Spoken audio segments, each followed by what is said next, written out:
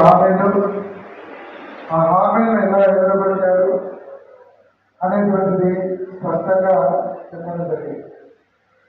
ఈరోజు ఈ సమావేశం కూడా ముఖ్య కారణం ఈ సమావేశంలో విజయరెడ్డి రామచంద్రారెడ్డి గారు కానీ, గంటల ప్రభాకర్ రెడ్డి గారు కానీ, అలాగే ఇన్ఛార్జీలు పెద్దలందరూ పాల్గొనడానికి కారణం కూడా దీన్ని ప్రజలలోకి విస్తృతంగా తీసుకొచ్చుకోవాలనేటువంటి ఒక కార్యాచరణగా రూపొందించడం జరిగింది జగన్మోహన్ రెడ్డి గారు.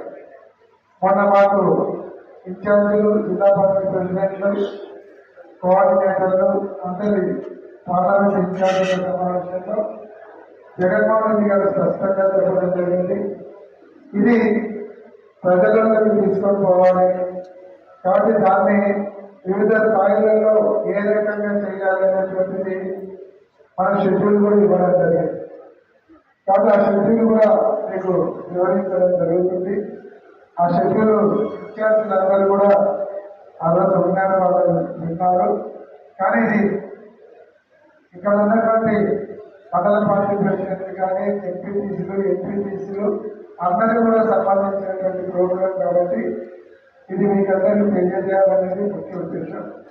చంద్రబాబు నాయుడు గారు ఇచ్చినటువంటి హామీలు అయితేనేమి, దాంట్లో జగన్మోహన్ రెడ్డి గారు పిలిచేటువంటి స్పీచ్ అయితేనేమి, ఏ రకంగా మోసం చేశారు, ఎన్ని హామీలు ఇచ్చినారు వారి మేనిఫెస్టోలో అని మనము మొదటి నుంచి కూడా సూపర్ 6, సూపర్ 7 చదవాలి. కానీ చంద్రబాబు నాయుడు గారు ఇచ్చినటువంటి హామీలు 143 హామీలు ఉన్నాయి. మొత్తం ఆయన ఎలక్షన్ టైంలో ఆయన స్పీచ్ ఇచ్చిన దాంట్లో 143 గంటలు హామీలు. మీరు ఈ క్యూఆర్ కోడ్ కింద డౌన్లోడ్ చేసుకుంటే మొత్తం చంద్రబాబు నాయుడు గారు ఇచ్చినటువంటి హామీలు అయితేనేమి, ఎవరెవరికి ఎంత రావాలి, ఎవరెవరికి ఎంత ఎగరగొట్టినారు, నిరుద్యోగపడితేనేమి, 18 సంవత్సరాలు దాటినటువంటి మహిళలకైతేనేమి, 50 సంవత్సరాల ఉన్నటువంటి బీసీ, ఎస్సీ, ఎస్టీ మైనారిటీలకైతేనేమి, అలాగే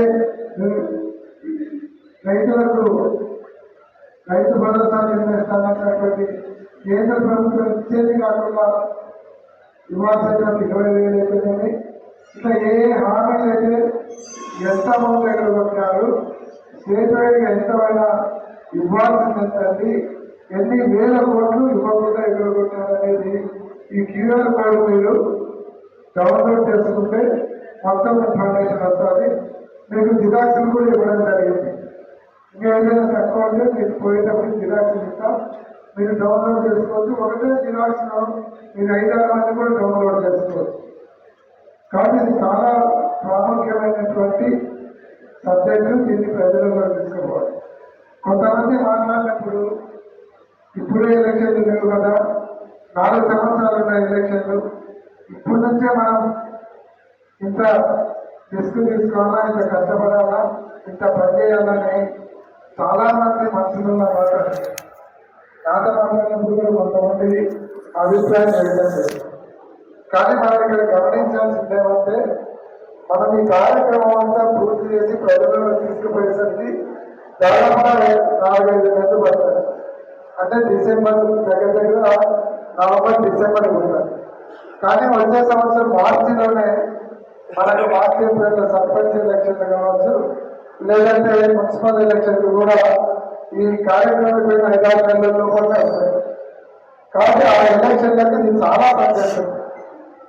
మనం దీనిగా విస్తృతంగా ప్రజలలో తీసుకొని పోతే రేపొద్దున సర్పంచ్కు, కార్పొరేటర్లకు, కౌన్సిలర్లకు పోటీ చేసినటువంటి వ్యక్తులు ఓటానికి పోయినప్పుడు వాళ్ళందరినీ క్వశ్చన్ చేయడం జరుగుతారు. కాబట్టి రేపు వాళ్ళు ప్రచారం చేసి కూడా చేసుకోలేనటువంటి పరిస్థితి వస్తారు గ్రామాలలో. కాబట్టి ఆ ప్రయోజనం ఉంది. మనం రేపు ఎమ్మెల్యే ఎలక్షన్ దృష్టిలో పెట్టుకొని ఆలోచించకూడదు. రాబోయే స్థానిక సంస్థల ఎలక్షన్లను దృష్టిలో పెట్టుకొని మనం ఆలోచించాల్సినటువంటి అవసరం ఉంది. కాబట్టి దీన్ని ఎవరు కూడా రెగ్యులేట్ చేయొద్దు అనేది నేను అందరికీ చెప్తున్నాను. ఏమంటే చంద్రబాబు నాయుడు గారు మన స్టేట్మెంట్ ఇచ్చాను, అన్నీ సూపర్ 6 అన్నీ అయిపోయినాయి, ఏమి లేదు. ఎవరైనా మాట్లాడితే ఇందాక జగన్మోహన్ రెడ్డి గారు చెప్పాను, నాలుగే మాట్లాడారు. కాబట్టి వారి దగ్గర ఉన్నటువంటి మనం గుర్తు చేసి అడగాల్సినటువంటి పరిస్థితిని నిరుద్యోగులకు ఇవ్వలేదు, 18 సంవత్సరాల దాకా మహిళలకు ఇవ్వలేదు, ఎస్సీ ఎస్టీ బీసీ మైనార్టీలకు 50 సంవత్సరాల దాకా పింఛన్ ఇవ్వలేదు, రైతు భరోసా ఇవ్వలేదు, ఏమీ ఇవ్వలేదు. కాబట్టి ఇవన్నీ కూడా మనం ప్రశ్నించేదానికంటే ప్రజలు ప్రశ్నించే స్థాయికి మనం ప్రజలను మోటివేట్ చేయగలిగితే లోకల్ బాడీ ఎలక్షన్లలో వాళ్ళు ప్రచారం కూడా చేసుకునేటువంటి పరిస్థితి ఉండాలని కూడా తెలియజేస్తాము. ఈరోజు దీని షెడ్యూల్ ఆ రోజు ప్రకటించడం జరిగింది. ఈ షెడ్యూల్ ఇక్కడ ఇన్ఛార్జీలే కాకుండా దీన్ని ప్రజలలో తీసుకుపోవాల్సినటువంటి పార్టీ కార్యవర్గ సభ్యులైతేనేమి, అనుబంధ సంఘాల అధ్యక్షులైతేనేమి, ఇతర పార్టీ నాయకులైతేనేమి అందరూ షెడ్యూల్ మీకు తెలియజేయాల్సినటువంటి బాధ్యత ఉంది.